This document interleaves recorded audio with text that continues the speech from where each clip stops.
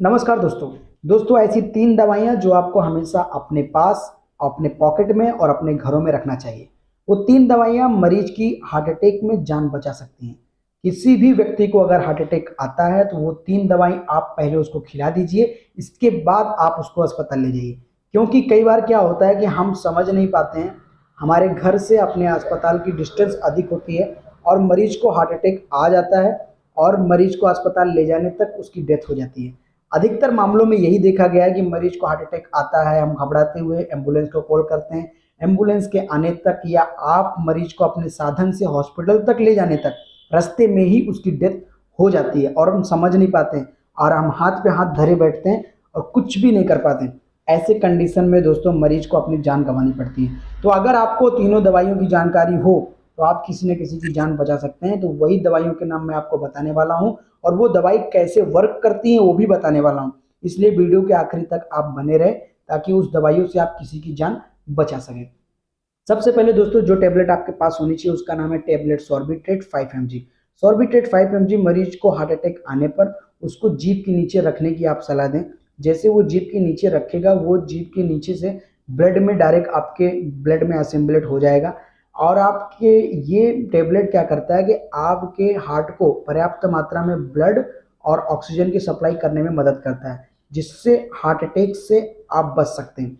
दूसरा टेबलेट जो आपके पास हमेशा आपके पास होना चाहिए, टेबलेट एस्प्रिन 75 mg या क्लोपिटोग्रेल 75 mg। एस्प्रिन 75 mg, क्लोपिटोग्रेल 75 mg आपके ब्लड को पतला करता है, ये ब्लड थिनर है। कई बार ब्लड में क्लॉटिंग होने की वजह से हार्ट को पर्याप्त मात्रा में रक्त की सप्लाई नहीं हो पाती है, जिसकी वजह से हार्ट अटैक आ जाता है।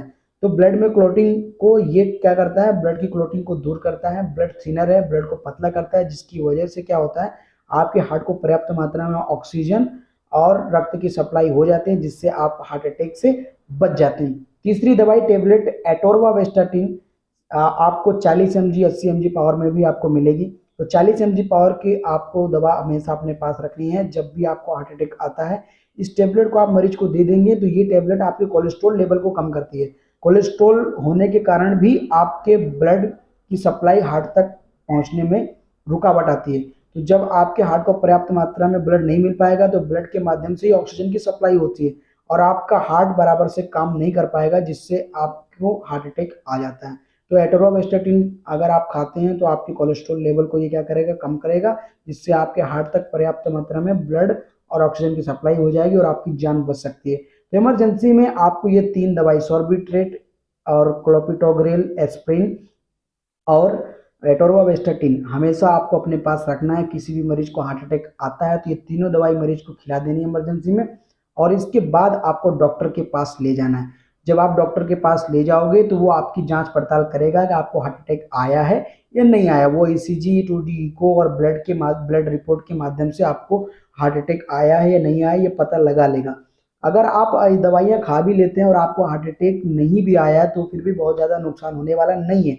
लेकिन कई बार क्या होता है कि कभी कभी एक मरीज के सीने में दर्द होता है तो ऐसे में हम कंफ्यूज हो जाते हैं, मरीज को गैस की वजह से दर्द हो रहा है या हार्ट अटैक की वजह से दर्द हो रहा है और मरीज अपनी जब जान गंवा देता है तो बहुत दुख होता है, क्योंकि एक जान की कीमत बहुत होती है।